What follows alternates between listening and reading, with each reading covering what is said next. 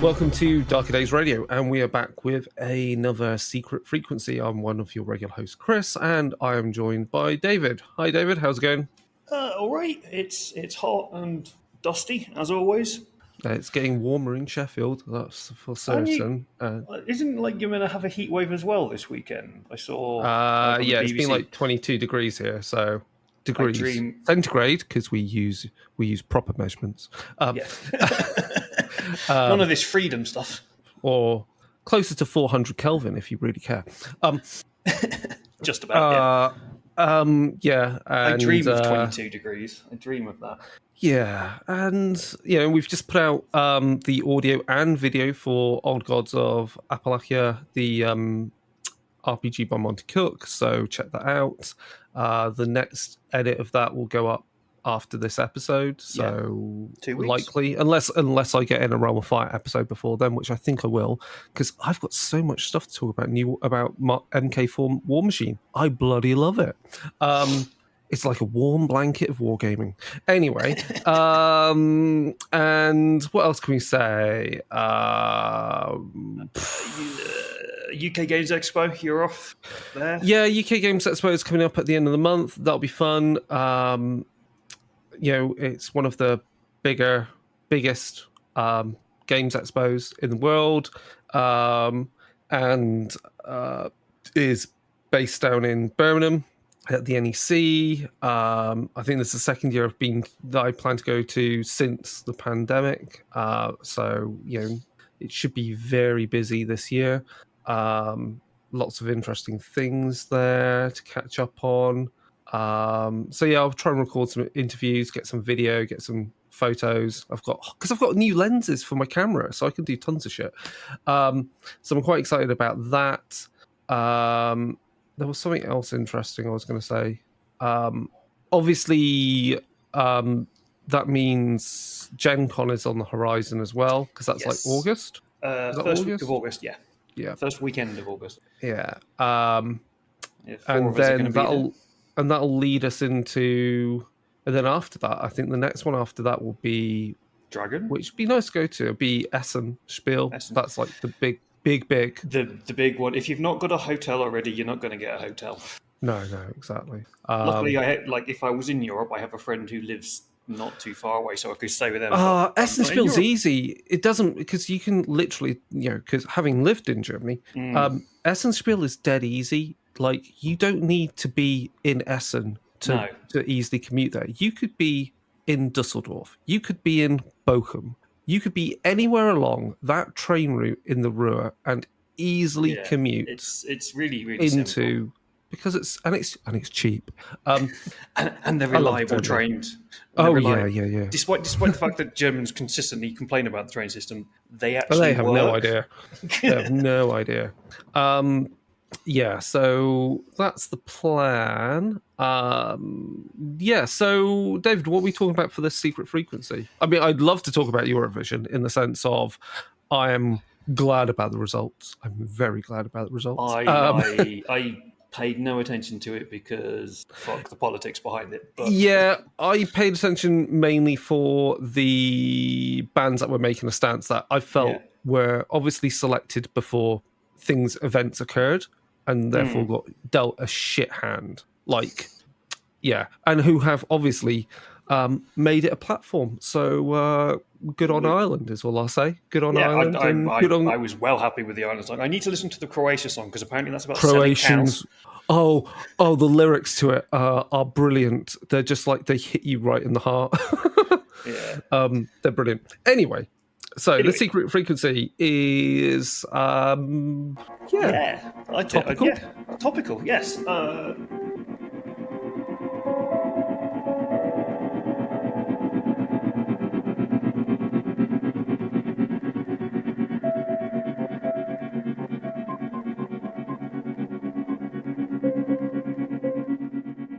As we all know, at the time of recording of this, so probably not when it's going out, if it's still happening when it goes out, then there's a big problem.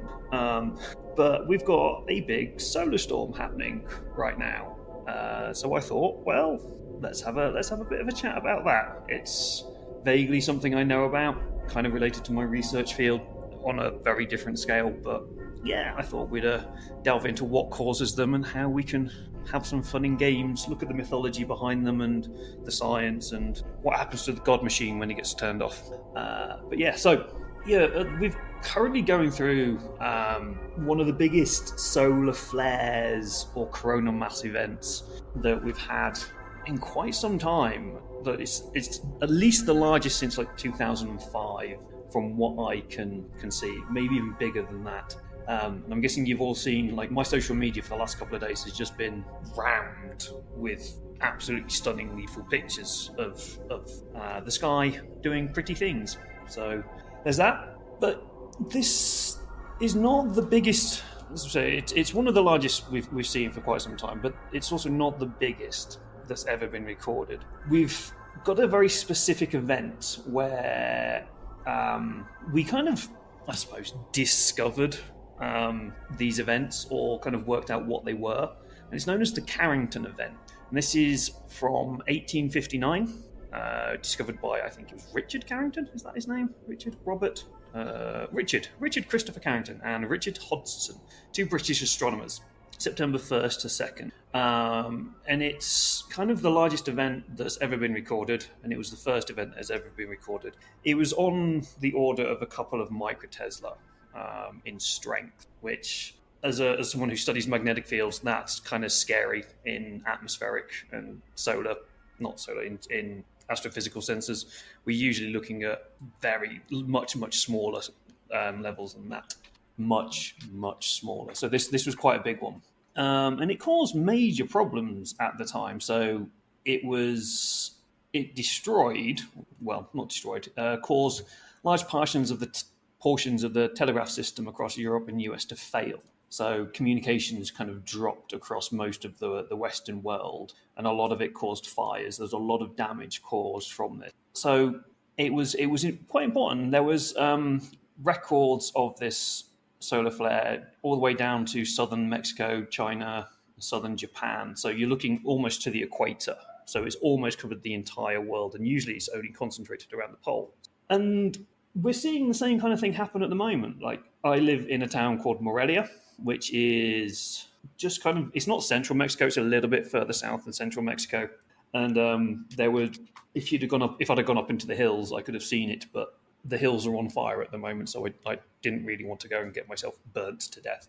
But yeah, so it's quite big.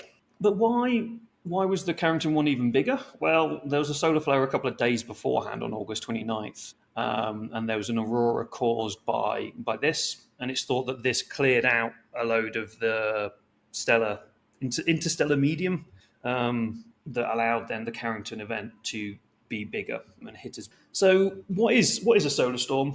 Well, it's caused by one of two things. It's either a coronal mass ejection or a coronal hole. Most people will know the coronal mass ejection. These tend to be the bigger ones. These things happen when the magnetic field in the which part of it is it? It's the corona, I think, of the sun.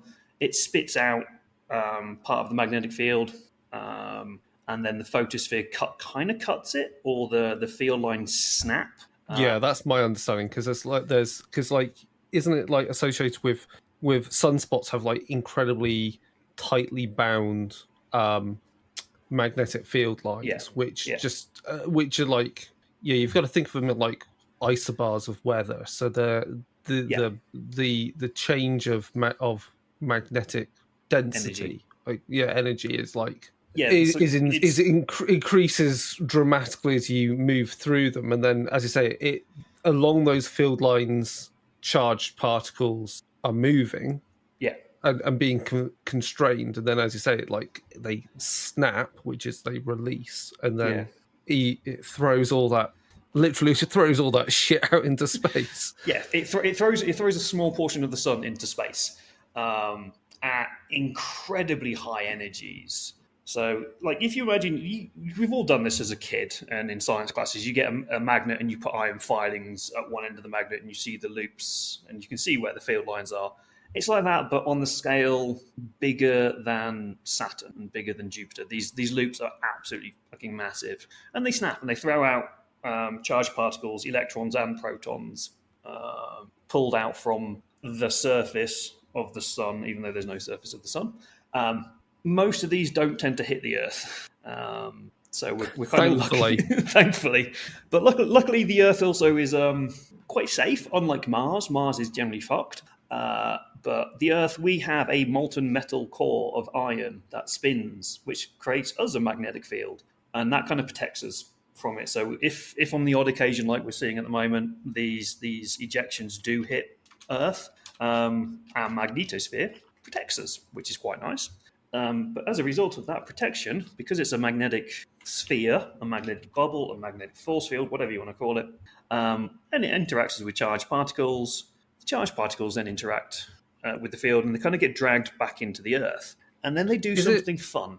Yep, go ahead. I was going to say, the thing that's quite interesting about this is that when you said with the magnet, the classic bar magnet with the iron filings, that gives you that classic image of what a magnetic field is and how we often depict the Earth with that. And due to the solar wind, that force of energy and particles, that magnetic field is more like a teardrop where it's pressed at the front, that's facing the sun, and tails off into space behind it. But even in theory, it should be a lot bigger than it actually is. But because we've got the force from the solar winds and but what I was going to say is like the magnetic field of the sun is like doesn't have like there is because it does have a pole, like it does have poles. Like, it has but many it has poles, multiple. But it has multiple. Some bigger than others. Yeah, and that's that. And they're getting, and as it's spinning, they're getting twisted.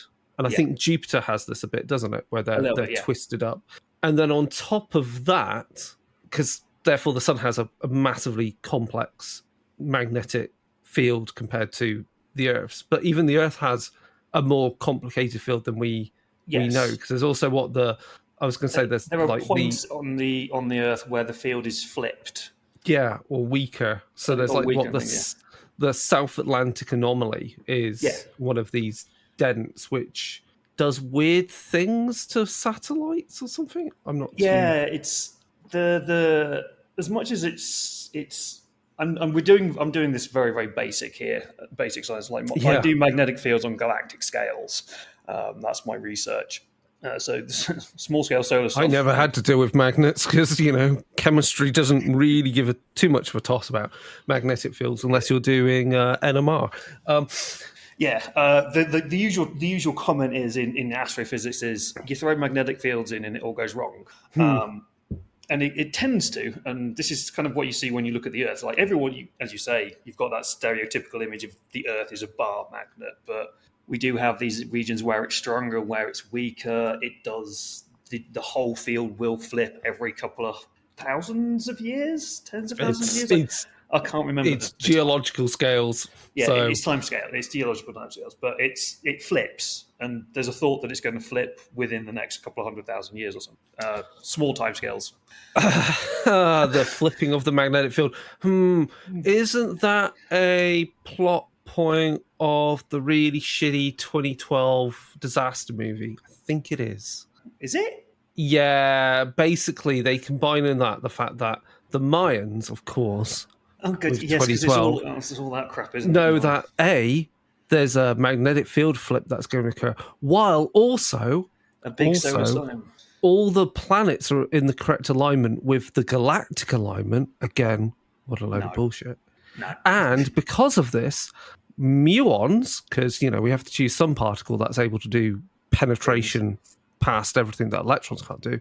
Muons are therefore being, because of this alignment, are being channeled directly into the core of the Earth and causing it to be heated up, thus causing the magnetic field flip of the entire planet, and therefore the disaster that hits.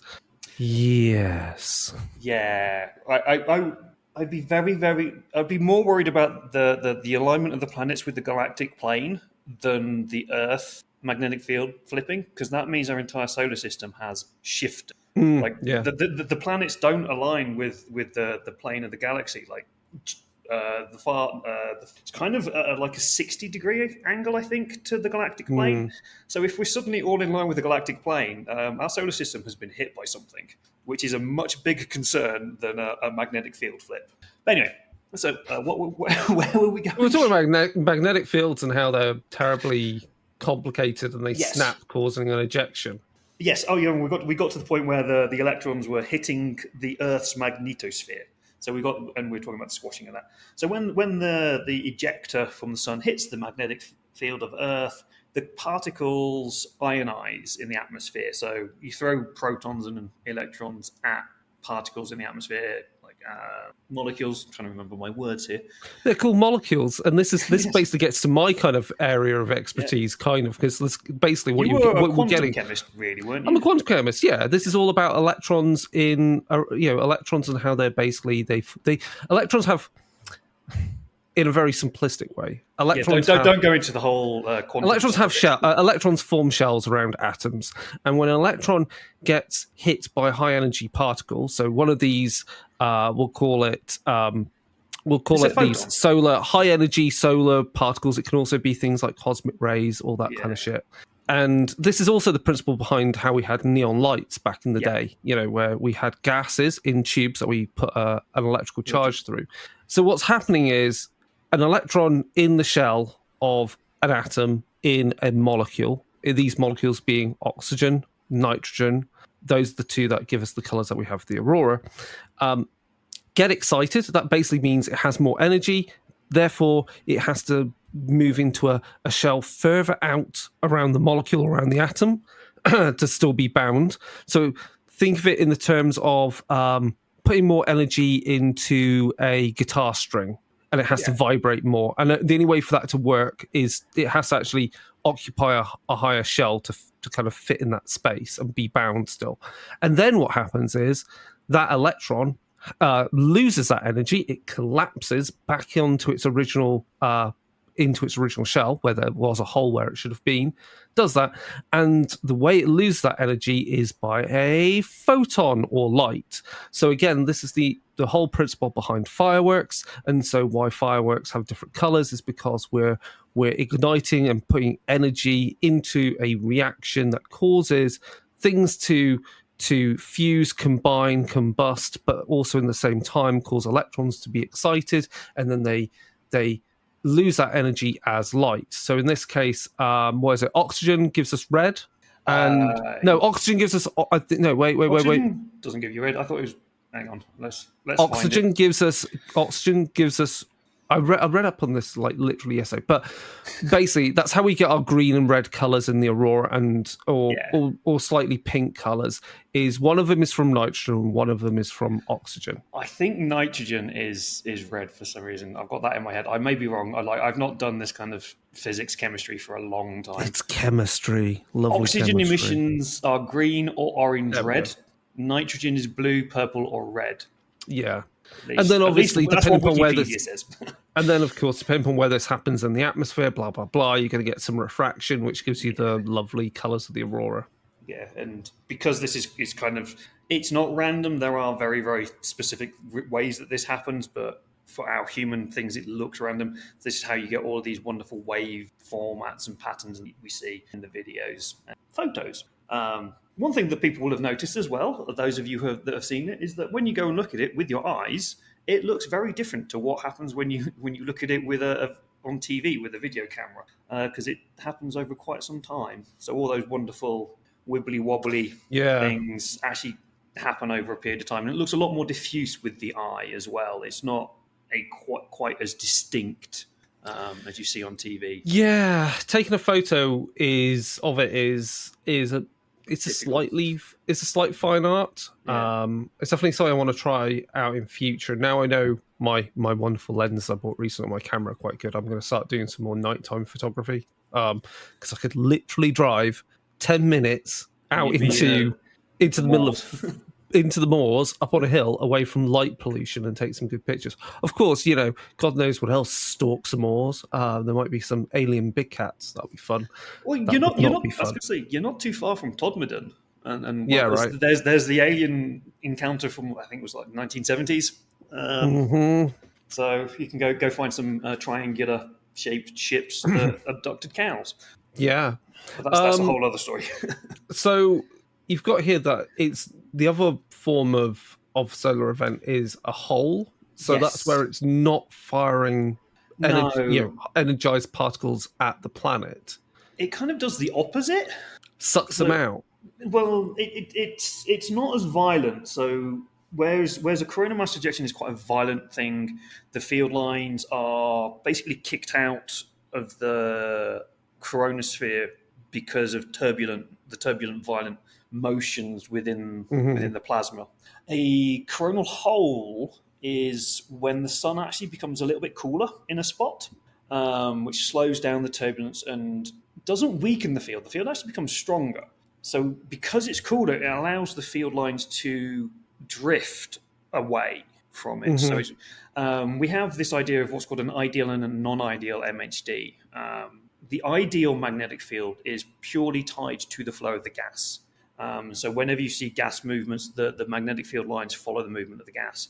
And the non-ideal case is when you have pressures from, we call it ambipolar diffusion, so electron pressures and other things which are moving the field because of other aspects. And so when a part of the sun becomes cooler, it becomes less dense, there's less effect on there's less driving with the motions of the field because the gas itself is going less. So you get non-ideal effects stronger, which allows the field to move further away.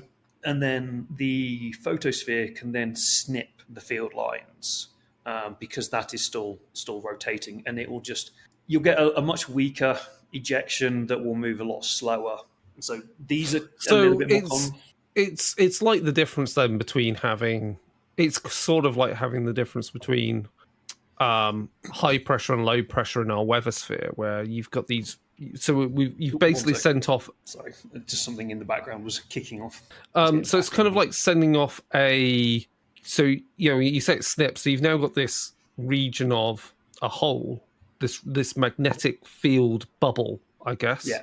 Is that then free to? And then that's free to move away. Yeah, most of the time it kind of hits the heliosphere and isn't allowed to kind of escape, right? Because other pressures and things happening. But sometimes it's big enough that it can just kind of, I suppose, for lack of a better term, I'm not a solar physicist. It's a bubble of magnetic energy that floats through space.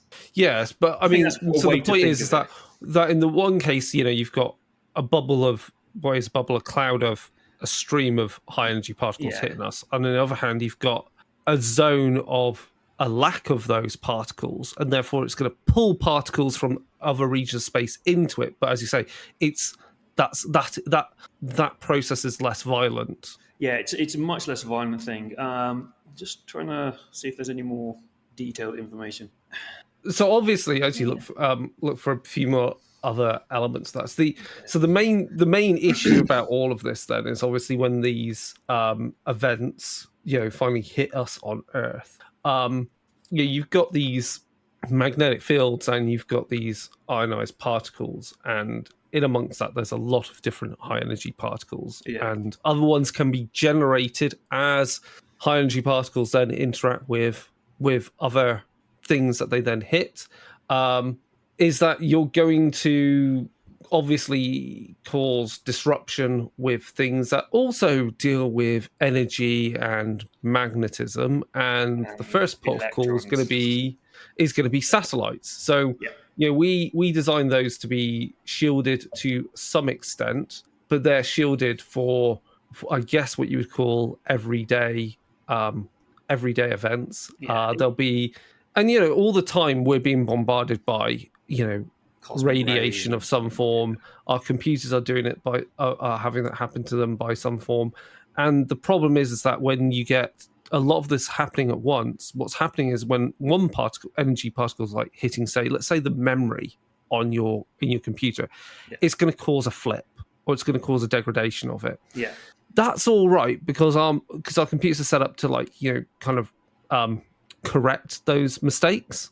Mostly, because if we didn't correct those mistakes, then we'd eventually lose what we have stored in memory by an entropic process. But when you've got a lot of this happening at once, you're going to have so much disruption in memory. So that's going to cause issues with like computers in that sense. So what you've got stored as information. But then if you consider that going to be in the case of like say RAM and short-term memory, and also computer chips as they're controlling other processes. So they don't have memory per se, but they're having to modulate things. Because remember, when we deal with like power being generated from one place is not a neat process, and there's a lot of things that go in between to turn it into a neat signal that we can control. Yeah. And so when that gets disrupted, that throws things out of whack and causes things to obviously then get damaged. And this is this is clearly then a problem with our power systems, because that's how we get surges that then cause damage. Because if you got a surge on in your mains on your power lines, that is then going to filter down to everything else that draws power from it. So that's going to be things that are plugged in directly, whereas our things that are not plugged in directly, our computers and our phones and so forth, they're going to get just scrambled in terms of memory and again how well they're regulating low currents of energy. Because the last thing you want to have is say things like diodes and capacitors being overwhelmed by sudden surges. Yeah, because then they kind of explode, and as with the Carrington event, you end up with fires and all sorts of major problems across the globe. Yes. Did it actually cause fires, the Carrington event, then? Yeah, it actually caused some major fires. Is that because it hit electrical and... Yeah, it hit transformers kind of exploded. So this, it's like nearly the 1860s, but the telegraph network was still kind of new, but well established, and there were transformers. They did have power things, so like the telegraph poles would catch fire and stuff. So imagine if something like that would happen now, considering how our world is run on communication. Like, we wouldn't be able to record this episode, because we're in completely different continents. So you wouldn't be hearing about this if we had an event of that kind of impact now. So it's the easiest way to think about it is, when I was writing this, I was like, spoiler warning if you've not seen it, Escape from LA. The end of the movie, he just basically causes a massive EMP that wipes everything. So it's you can think about if you get a supermassive coronal mass ejection that affects the Earth badly, it's like a massive EMP going off across the world. It would just wipe everything. The classic film GoldenEye. Oh, yes. Yeah. It's kind of that idea, but yeah. Right. That's the science side. That's the science side, but there's a whole host of mythology associated with the Aurora Borealis, and so I'm just going to go through that quickly because I've got a nice website that's collected some of this. So if we look quickly at ancient Greece and the Romans, Aurora in Greek meant sunrise, and Boreas meant wind. So obviously that's because of when they viewed it, they could see there was some sort of flickering, like as if it was being blown by the wind. The idea that was it's solar wind. Yeah. And the idea was that the Greek goddess Aurora, who was the sister of Helios and Selene, the sun and the moon respectively, she had to basically race between them on her multicolored chariot to inform them that the new day was dawning, and so for one of them to basically go home and the other one to get up and do their work. That's quite a nice kind of mythological connotation there. In Europe, generally, when the aurora was seen, it caused quite a stir. Apparently, in ancient times, and I guess even in like the Middle Ages and so forth, terrifying the population. And in France and Italy, for the aurora to be visible was considered to be a bad omen. So signaling the outbreak of anything from war, plague, famines, etc. Which is interesting because apparently in Scotland and England, the skies were said to have blazed red a few weeks prior to the French Revolution, and was a sign of the coming strife to that country. Oh, there's an entire story about that as well. About people looking up and they seeing effectively armies marching across the sky. Yeah, well, that's in keeping if you consider Scandinavian Yeah. folklore. There is a specific Scottish folk tale that talks about a couple of weeks before the French Revolution, people reported seeing armies marching across the sky. So it could well be they saw the Aurora Borealis. Yeah. And as you're saying, it's preludes to things and stuff. So yeah, so the Vikings considered the Aurora to be the coming of the Valkyries. Yep. And that would also tie in with the Bifrost Bridge, which is a rainbow bridge. So that makes sense. And the idea the Valkyrie were coming to collect the dead from battle. In Iceland, the lights are considered associated with childbirth, and apparently that their presence would relieve the pain of delivery for the mother. Greenland, again, linked with birth, but sadly they were judged to be the souls of stillborn babies or even babies killed at birth. So a darker kind of version of that idea. In Finland, the lights were apparently caused by the firefox, who ran so quickly across the snow that their tail caused sparks to fly into the night sky. That's kind of cool. Yeah. And then we have in, if we look at like Eastern Asia, in China, they're considered rare, and they have legends that they're associated with dragons. So they basically see them as a battle between good and evil, between dragons that represent those polar opposites. They have some good, the Chinese have some good names for the Aurora because they didn't have a fixed name for it, apparently. So they've got like Sky Dog, Sword or Knife Star, Sky's Open Eyes, Stars Like Rain. So really nice, cool little names.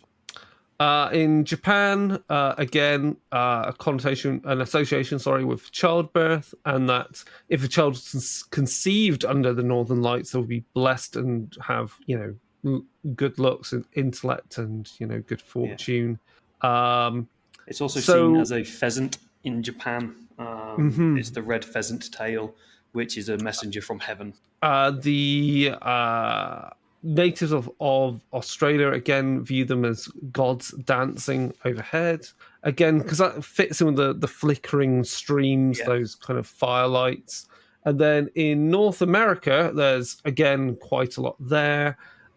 Various different native tribes had different beliefs of it. So the Cree Indians held that the Aurora was part of life's cycle, and it was the spirits of the dead who remained in the sky, but apart from their loved ones.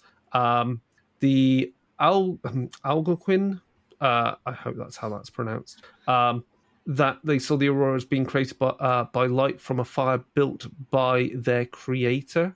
They understood the fire to be the way of their creator, telling them that they were being watched over. The Maka Indians thought the lights were fires in the north created by a tribe of dwarves who used it to boil whale blubber. So again, there's an association with fire, gods, spirits raising, coming up from death, moving into the other world. I suppose you can kind of connect the idea of creation with it, because fire is the destruction and creation, and we've got these ones as well who are looking at childbirth, so creation myths to some extent. Yeah, exactly. So there's a lot of I would say positive connotations. I find it quite interesting that the I guess Europeans, I don't know why it is always Europeans like this when they see celestial events, consider it a bad omen. I don't know what that says about us.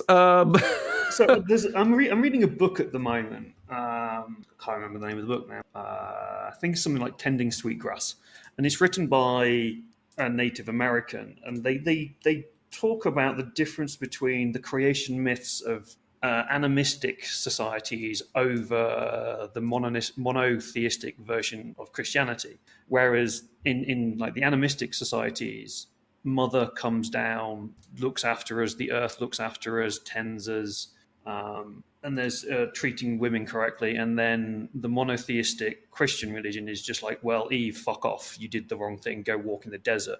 And there's a lot of connections between kind of how the West has viewed the land because of this creation myth, and the difference between there. So the Westerners, especially Europe, because we are heavily Christianized, we are brought up to not respect the land. So anything that we see is seen as a message from God, and God is wrathful. Whereas animistic, polytheistic religions, gods are less wrathful.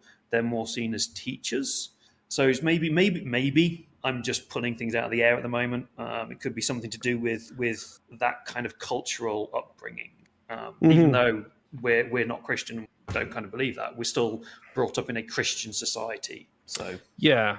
And I guess that then leads us into thinking of like, how can we view using, I guess the point with that being, can we use the myths of the Aurora, and of course the fact these are celestial events, and tie them into our roleplay games, like to use them as like motif. I guess the point is we could use them as motifs and events that then signal can we use certain them as narratives and prophecies? plots, kicking off. I was just yeah.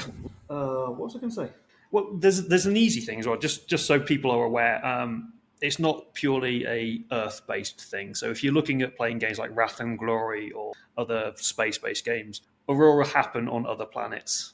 Oh yes, so that's a thing out there. So don't worry about, oh no, it's only an Earth thing, I can't do it. It's like no, they happen on other planets. There's rings on Neptune. You can see some beautiful ones on Neptune, and they're huge. Anyway, like let's move on. Doesn't like Saturn have like a ridiculous? They all planets have them. I think maybe Mars doesn't because it doesn't have an atmosphere, because it's a cold, dead rock and doesn't have a magnetosphere. Yeah. So I think Mars might be the only one that won't, but all other planets do. Most probably Mercury doesn't, because its atmosphere because it doesn't actually have an atmosphere for particles to interact with. So it's also too close. So it was just been blown away, literally. Okay. I mean, let's start with we'll start from the initial, as you said, with like Warhammer. I think like the Aurora fits into that quite in an interesting way, because we normally see in Warhammer Fantasy Roleplay, we'll start with that. I think it's the better one to choose, because we often associate the coming of bad times and ill omens with the Warpstone Moon. But we can associate the Aurora with likely the winds of magic, because they generally are seen in the north, and when they more than likely blow incredibly strong, you see them further south. And that would tie in with the fact that the Aurora are stronger to the north, because of course the northern wastes are where they blend into the realm of chaos, where the warp gates of the old ones had crashed into the poles. So in that respect, then you would also have with the Chaos tribes, though they would have their own myths about what the Aurora mean to them.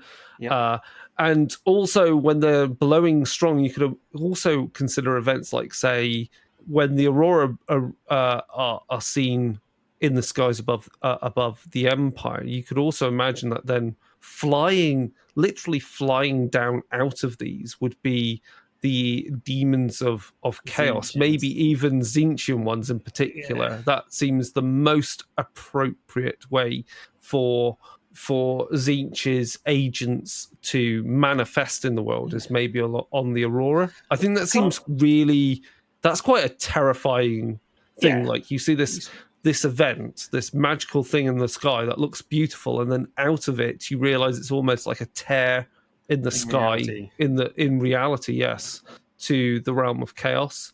And the next thing you see is a big sky fish flying down and eating your face off.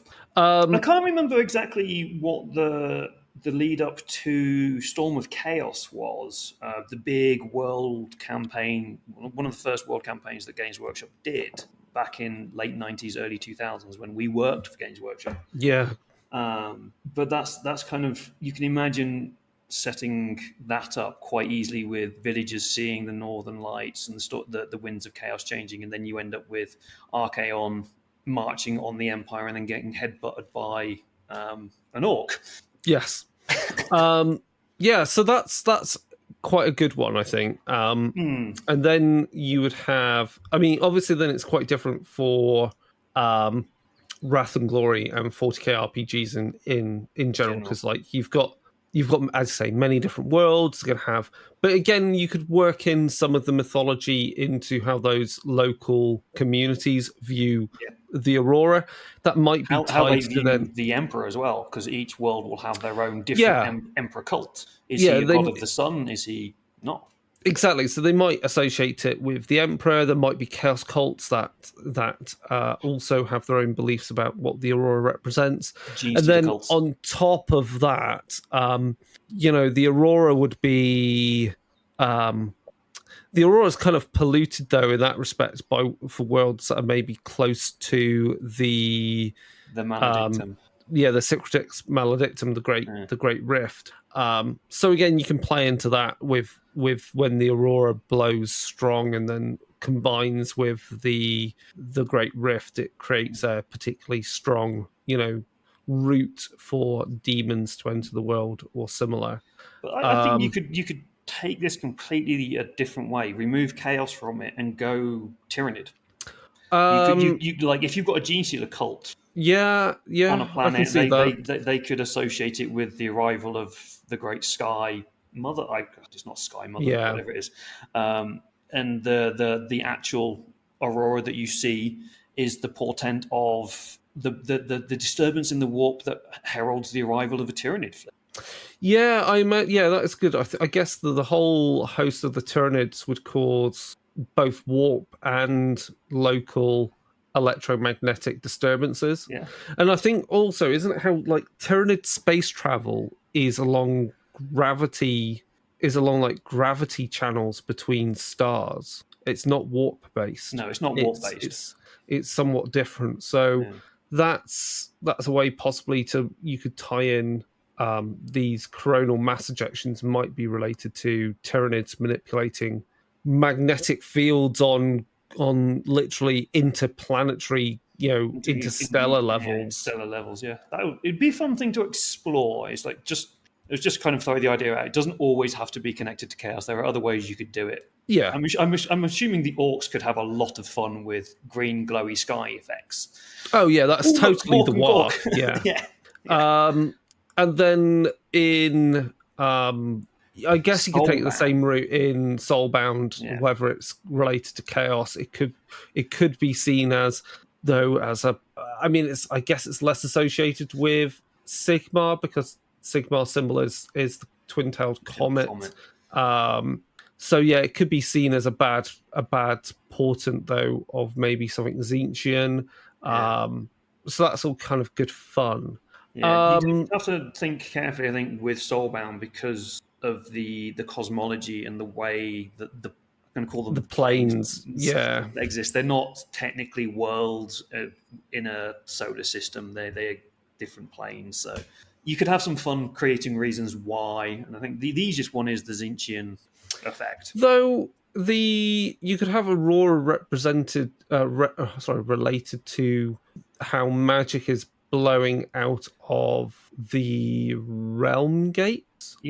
So you could have it associated with a realm gate opening for the first ever time as it connects to another realm. That would be an interesting kind of portent. Okay, cool. World of Darkness. Okay. I think I think the ill omens works in with whatever faction splat thing you want to work with. I think there's most probably, and it's the same for Chronicles of Darkness in general, I'll say. I think you can play it so many different ways. Like, again, you could look at the more animistic spirit kind of mythologies and you work that in with werewolf. With mage, you could again see these events, because obviously in mage you have a connotation between, say, the planets and the different spheres of magic.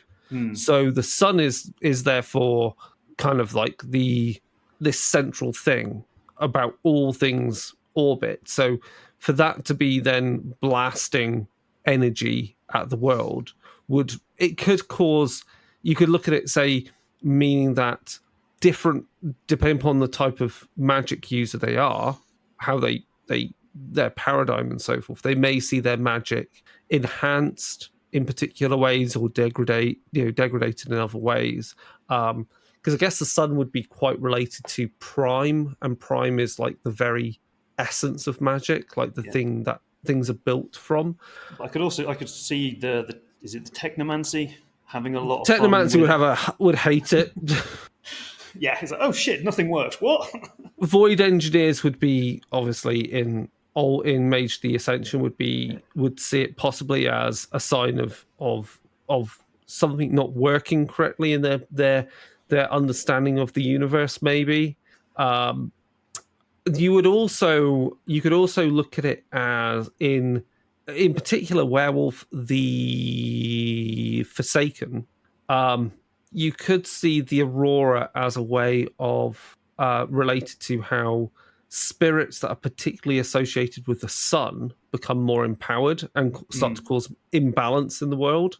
That would also then tie in with the idea that, it's a bad portent because events start occurring in the mortal world, which are obviously the disastrous. Well, it's playing with Gaia, isn't it? It's messing with the Earth spirit. So you could have things around that as well. You could also, if you really want to, be a very interesting route to go down, is if there was any kind of not Magath, what are they called? Spirits. They're like the primordial spirits in Werewolf the Forsaken, and I can't remember their name, but basically the ones that were sent, that they predated concepts. So you can imagine that there could be these primordial spirits in the sun that are trapped there that get finally released and come to Earth, and they're very different to the ones that got sent that were imprisoned on the moon. So they're these malformed spirits of like related to the sun and fire and so forth, and seeking to sow destruction and devastation where they go. But maybe the God Machine, as you put down, is even more interesting, because this kind of then relates to perhaps I guess the way we could call it, the mechanics of the solar system idea, I guess. But it was the first thing that kind of came to mind, because it's the God Machine. He creates programs, he creates technology, he creates architecture, everything that is powered, especially in kind of the Chronicles of Darkness set now rather than Dark Ages Chronicles and stuff like that. And you have got the solar system and the mechanics of that. It's like, if you take the view that the God Machine, obviously we don't know fully what the God Machine is, but if you take the view that it is some kind of entity that feeds on power and feeds on energy, and then this solar storm comes in and fucks with that and kind of starts cutting off things, and he's got some architecture set up that he at this current time he thinks is a really good idea, and then that suddenly disappears. What happens? How does he deal with that? How do the agents deal with that? How do the angels and demons and his human friends? You could also relate Aurora, of course, to triggering firestorms in Promethean. Yep. So, because then you're relating it to the primordial fire, that would also be a route to go. So if you combine that with God Machine, you could have then the God Machine perhaps having built architecture, some occult physics to make use of an event, but it's never perfect. And then you throw into that mix, your characters that would be Prometheans, and into that mix a firestorm and the coming of the principals, angels. I can't remember the name of those ones. Where's Mike when you need him? there's so many different things. It's been a while since I've done anything World of Darkness. That's the thing. But yeah, you can get that quite. Again, it's going back to the point that the Aurora would be this trigger for an event, or knowing it's coming, and things are building up to it, and then it happens, and then shit doesn't quite happen as expected for any faction. It actually brings up quite an interesting point about this. So we know that the sun has an 11-year cycle. So we know that every 11 years we're going to get some form of big coronal mass ejection. However, the strength, direction, and all this kind of stuff is massively unpredictable. So you could bring in that idea with the God Machine. Maybe the God Machine has somehow worked out a way to predict this, but has kind of, in his great wisdom and age and frailties, has kind of messed up a little bit of that prediction. And then that kind of leads to the firestorms and things. So, cool. Yeah, it's cool. I think obviously from the God Machine, you can then easily get into ideas with Kult quite happily. Again, it's that whole harbinger of doom or some great upheaval. The Aurora could weaken, because of course it's related to the dead, so it could weaken the wall between our world and the dead, and so allow things to once more walk the earth. It may cause again a weakening of the wall between the world and Metropolis, which is the world which humans have been cut off from, their divinity cut off from. So you could go down that route. I think that would be quite good fun. Again, it's using it as this like event that is coming up, and there's the feeling that it's closing in and things are coming to a head. So you can either use it as a starting point for a story, or it's at that midpoint where shit's about to happen and then it happens. And therefore you can kick off like some, there might be some great sacrifice, or some entity is brought into the world, or maybe something should have happened, didn't happen, and then look at why. I think that's all quite intriguing. Looking again, like taking that idea, it's like Tales from the Loop. I think this works really, really well with as well. So you've got a bunch of kids, they're messing around. One of the loops, they're living near one of the loops, whether Sweden or Denver, I want to say is the American one, Colorado. And then they've just released the book where there's one in Norfolk. You go, well, okay, cool. We've just had a massive event. The loop has turned off. What was the loop actually doing? Was it an act? So there's lots of ideas as kind of the way Free League have written it. The loop is generally a power source, but weird science happens in there, and as kids you don't really know what they are. But so if the loop suddenly turns off, all these weird science experiments, are they free? What happens? Does it tear a hole in reality and bring in creatures from across the solar system, across the galaxy, across the universe? Mild spoilers if anybody wants to play. They grow up so fast. But yeah, you could have that, or it could be the robots, the vague AI robots that exist to help farms and things suddenly gain a little bit more intelligence and uprise, or they just stop working. The kids then have to learn how to work the farms and things. Obviously, with Tales, be a little bit careful with how you do it, because you are playing kids, young teenagers. But it's good nostalgic horror. Yeah, and you can take some of those same ideas about technology being messed up and apply that to whichever cyberpunk flavored setting you want. Because again, the idea, like if we think of, say, in cyberpunk, for example, a event like that would damage a lot of technology that's not just that people use, and therefore the interweb, but also it would damage technology that people have grafted into themselves, because of course they're cyberized to a certain extent. They're all augmented and have onboard computers and prosthetics and so forth.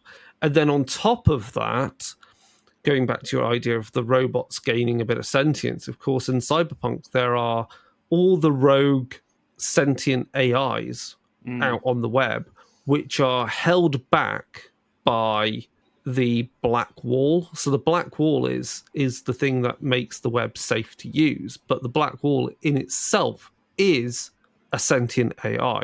So what the hell happens there, I don't know. It's very interesting in Cyberpunk that you've got all these sentient AIs that exist on the web. You're like thinking, well, why are they still allowed to exist? Can you just turn off the servers? And I think I've been wondering this. I have to find the right answer for it, but I bet it's because, like in Cyberpunk, because of the world events that lead up to the current setting, and thus the setting in the computer game, is that these servers that are running mostly have like portions of them that are safe and therefore keep the infrastructure of the internet running, and then portions which are obviously firewalled off by the black wall and upon which these sentient AIs exist and move around on. And of course, they don't want to get rid of those bits of the servers because it would take down the bits which are safe. And also, they don't want to get rid of those bits of the servers because also on there is a whole lot of lost information and technology, which would be beneficial that everyone's fighting to recover. So that's all quite good fun.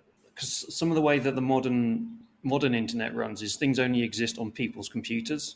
So everybody who logs into the internet, you become part of the server. So every person. Oh yeah, I mean this is about the distributed web. Yeah, Web 3 is the goal, that distributed internet. So could that be one of the explanations? Like everybody who is connected to the web is the server. So if you turn it off, you turn off people. Yeah, so for cyberpunk settings, that's definitely a route to go down. I think, again, some of the ideas that we apply to Warhammer Fantasy, you can easily drop into Iron Kingdoms.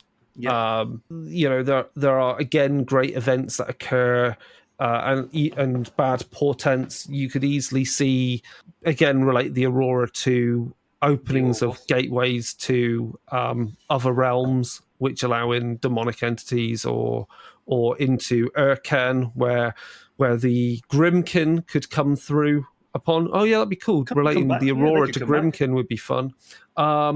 Could be to do with is it the Cyrus? The conversion of Cyrus? People? Yeah, you could make some connections there. That would definitely work. Yeah, so I think that gives a broad range of things from the fantasy through science fiction to kind of our occult, what I would call, more occult horror and cyberpunk kind of games. Because, again, with all the different connotations that you have and the idea that, again, could it be some child born under auspicious times and play that out, or maybe your character in an RPG was born under a Aurora or conceived during an Aurora, and what that means to their fate. You could use that, and then the Aurora itself as an event, as a physical event hitting. You could use that in I guess that'd be quite interesting. Like, I guess. Yeah, I'm not a massive fan of the setting. I don't really care for the computer games, but I guess a solar storm would be a real shit thing to happen in Fallout. I think it'd be one of the least problems of Fallout. It would certainly be, because it's. I don't care about the system or the games or anything either. I did watch the TV show, but it'd be interesting because it is quite tribal. It's primitive to some extent, so. There could be, you could play on the fantastical side as well as the physical side on it. It's a portent of things to come. Some of the tribes, some of the mutants might worship the sun. I don't know. You'd have to ask Chig, I suppose. Right. We'll wrap up there because that's taken us to about an hour. Thank you for that, David. That's a cool one. We'll have to look at kind of some similar things like that. Yeah. So if people want to chat about this, get in contact with us and find the rest of our episodes that cover a whole multitude of different roleplay game and war game content, you can find us on Darker Days Radio at darkerdaysradio@gmail.com to email us, www.darker-days.org to find the podcast. Obviously, you can listen to us on everywhere that you find podcasts, whether that's Spotify, Google or Amazon or Apple, whatever. we're there. You can find us on social media at Dark Days Radio on Instagram, X, Threads. You can find us on YouTube. I need to get some more. I need to get more of the episodes uploaded onto YouTube as well. You can find our video episodes there. And then if you can come over to our Discord, chat to us about this episode and any other ones, and suggest to us games that you want to look at, have us explore in our deep dives. And that is it for now, I think. So again, thank you, David, for this idea for this episode. And everyone else, thank you for listening, and goodbye. Goodbye.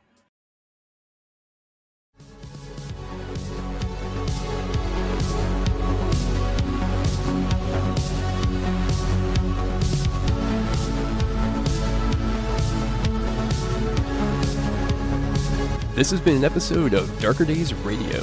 Special thanks to Occam's Laser for the intro, outro, and new bumper music from their hit album, 9 Circles. Check out the rest of their work at occamslaser.bandcamp.com.